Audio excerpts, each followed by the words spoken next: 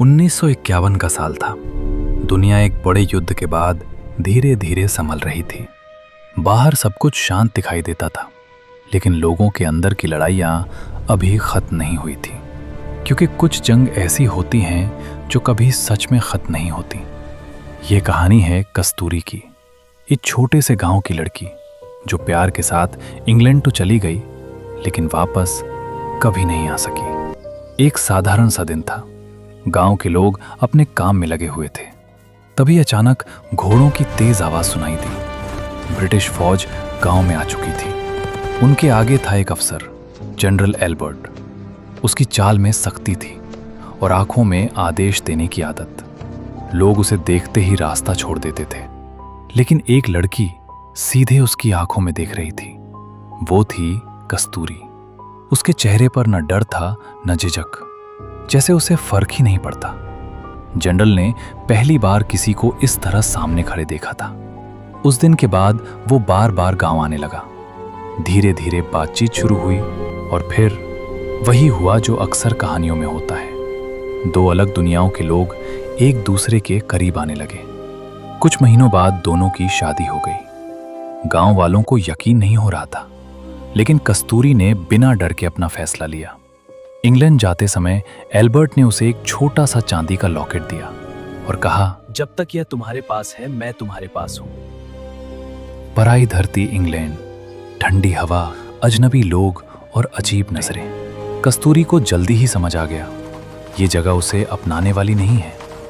लोग उसे देखते धीरे से मुस्कुराते और कुछ फुसफुसाते। एल्बर्ट उसका साथ देता था, लेकिन एक रात उसने खुद कहा, कभी कभी लगता है मैं भी यहां का नहीं हूं। कस्तूरी ने बस इतना कहा,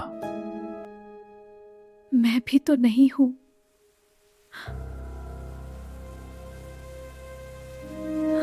दोनों चुप हो गए। फिर एक दिन फिर से युद्ध छिड़ गया। एल्बर्ट को जाना पड़ा। जाते वक्त उसने उसका हाथ पकड़कर कहा, मैं वापस आऊंगा। लेकिन कुछ हफ्तों बाद एक चिट्ठी आई। एल्बर्ट अब इस दुनिया में नहीं था। वो युद्ध में मारा जा चुका था। उस दिन कस्तूरी सच में अकेली हो गई। अकेलापन और डर अब घर बहुत बड़ा लगने लगा।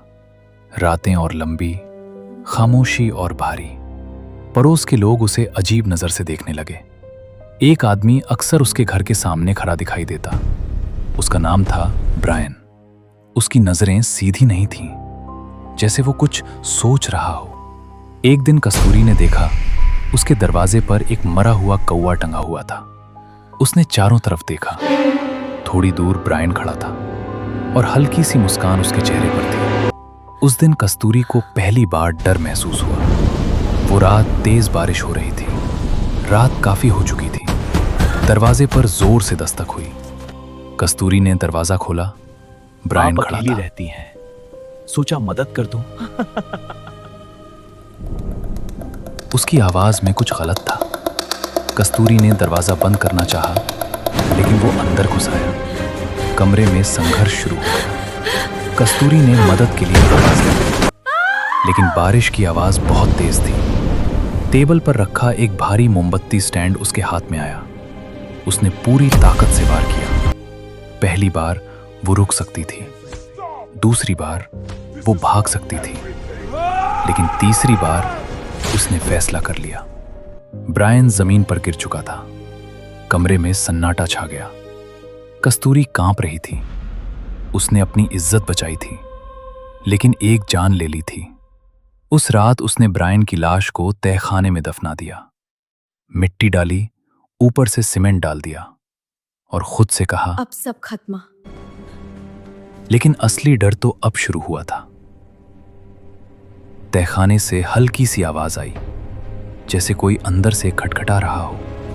कस्तूरी ने खुद को समझाया, ये मेरा वहम है। फिर दीवार पर खरोंच की आवाज। आईने में उसने खुद को देखा, लेकिन उसका प्रतिबिंब एक पल बाद हिला, जैसे कोई और। एक रात उसने अपना नाम सुना, कस्तूरी।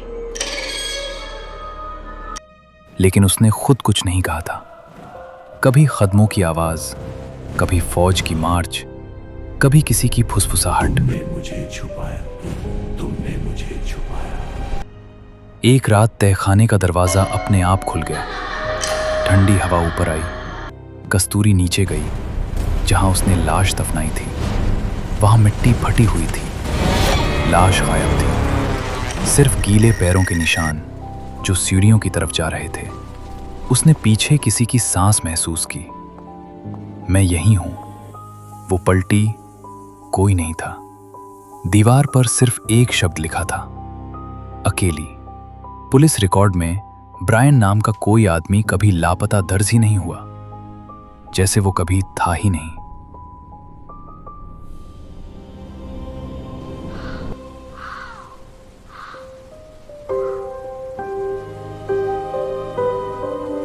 दो साल बाद वो घर खाली मिला।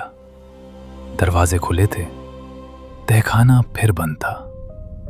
कस्तूरी कभी नहीं मिली।